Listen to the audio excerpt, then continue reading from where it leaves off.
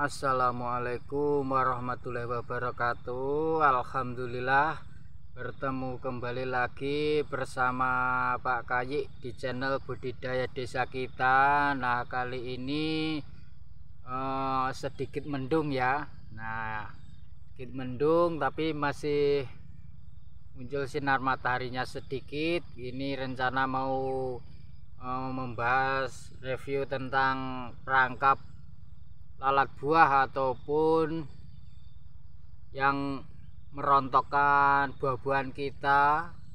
Ini sangat merugikan bagi petani kalau kita menanam tapi tidak tahu ilmunya gimana kok bisa rontok tiba-tiba. Buahnya lebat kok rontok. Itu kalau kita nggak tahu ilmunya, itu pasti akan rugi jutaan itu. Kalau maka dari itu saya mau membagikan tutorial pengalaman saya selama menjadi petani, yaitu dengan menggunakan ini perangkap feromon. Nah, perangkap feromon ini berguna untuk menarik lalat jantan. Ini adalah perangkap, ini semua yang masuk ini lalat jantan semua, karena untuk memandulkan lalat betina agar tidak berkawin atau berkembang biak.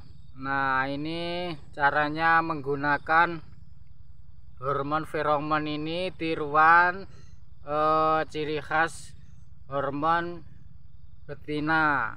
Nah, ini kita pasangkan menggunakan media kapuk. Nah, ini medianya kapuk, kita kasih hormon feromon, kita teteskan menggunakan pipet ataupun suntian. Nah, ini rumput Jepang, tali rafia digandulkan gitu ya. Cara ini diikat sama tali rafia. Nah, ini kira-kira kapoknya itu sejempol saja, kita ikat menggunakan tali rafia. Nah, ini tutupnya dilubangin untuk menggantungkan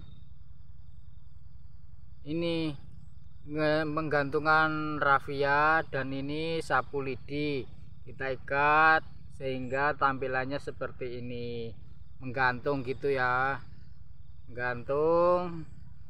Dan terus kita lubangi nih botol aquanya, lubangi untuk tempat masuk, untuk agar hormon feromonnya tercium dari luar. Nah, ini dilubangi 4 saja.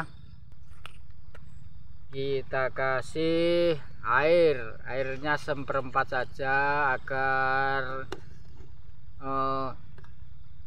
kalau masuk kecemplung sini. Yang dinamakan lalat buah itu seperti ini. Ini bisa merontokkan berhektar-hektar buah kita. Nah, ini yang dinamakan lalat buah ini. Nah, gimana proses caranya untuk pemasangannya ya, saya akan tunjukkan. Ini ada 2 jenis petani yang tidak menggunakan ini karena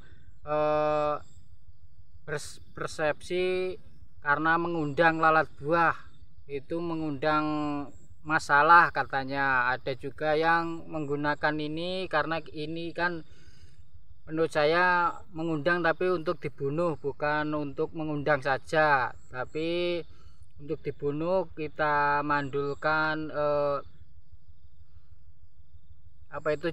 lalat betinanya. Nah, ini modelnya seperti ini. Kalau lalat jantan nggak ada kan, betina nggak bisa kan memproduksi berkembang biak. Nah, ini alat kuning cairannya kuning. Feromon itu kuning. Feromon itu juga bau ciri khas untuk memanggil pasangan bahwa dia itu sudah birahi, seperti kambing itu. Kambing itu kalau lakinya birahi kan baunya minta ampun itu. Nah, seperti itu hormon feromon itu. Nah, setelah itu, nah ini hormon feromon kita buka atasnya saja.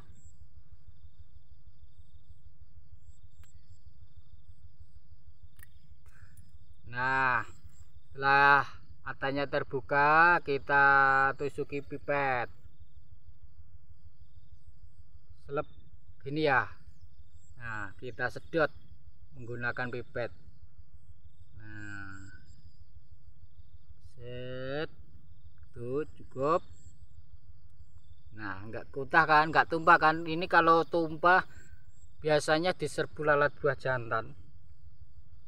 Jadi obat itu tidak dikutah karena rapat oleh karet. Nah, ini setelah kita siapkan bahan-bahannya yang aqua sama rapia dan di kayu untuk menahan agar tidak jatuh ke air, dan kawat untuk menali di tangkainya. Kita lepas. Nah, lalu kita kasihkan. Nah, tutul-tutul nih gini. Baunya seperti apa ya ini? Wangi baunya, kayak minyak wangi ini. Nah, sudah cukup. Ini sangat galak sekali. Nah, menunggu menitan saja sudah banyak yang terkumpul. Nah, ini contohnya. Saya tunjukkan, sangat banyak sekali di sini.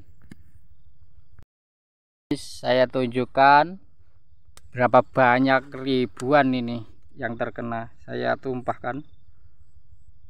Itu lalat buah semua itu. Dahsyat kan lalat buahnya di sini. Ini bisa merontokkan jambu, bisa merontokkan segala jenis yang berbau buah-buahan. Nah, ini lalat buah semua, ini mati. Nah, kalau kita didiamkan saja, kita nggak tahu ilmunya, nggak tahu obatnya, pasti akan rontok. Ini terong juga bisa pertumbuhannya kalau tersengat itu mandek, watos gitu, mudah menjadi keras gitu, dan tidak bisa mempertambah bobot. Ini kalau tersengat itu gini, bungkik gitu, bengkok, buahnya bengkong dan sangat keras. Nah, ini kan empuk ya kan. Proses kerjanya lalat buah itu adalah ketika lalat buah jantan dan betina kawin lalu berkembang biak, dia menyengatkan sebuah telurnya, menyuntikkan telurnya di dalam buah sini gitu, selama dia memberikan telur-telurnya di dalam buahnya, lalu buahnya itu menetas menjadikan ulat ataupun set itu ya, set, lalu menggerogoti buah-buah ini sampai habis. Setelah umur 21 hari lalat belatung itu keluar dari lubangnya yang dulu disengat indukannya, keluar ke tanah mencari kelembapan tanah, lalu belatung itu berubah menjadi pupa. Pupa itu entung lah istilahnya, pupa entung. Nah, berubah jadi entung ke tanah, memberikan kelembapan tanah agar lembab, agar entung itu bisa bermetamorfosis menjadi lalat buah. Lalu setelah lalat buah itu sudah mulai ngelusungi, maksudnya ngelusungi itu kabur, umurnya sekitar 48 hari sudah. Panjangnya umurnya itu hanya 40 hari, tapi perkembangan biaknya sangat cepat. Nah, ini petani biasanya menggunakan ini, ada juga yang menggunakan bahan aktif metonil ataupun pentosan ataupun bionik yang berbau menyengat. Nah, ini lalat buahnya sudah menunggu lagi nih, menunggu untuk diperangkap lagi. Ini sangat banyak sekali lalat buahnya itu. Ini lalat buah ini karena mencium hormon feromon yang saya suntikan tadi. Nah, ini kan kelihatan kayak ini lalat buah ini. Nah, itu lalat buah itu. Nah, ini ledakan sangat tinggi lalat buahnya. Ini disebabkan karena cuaca habis diguyur hujan kemarin.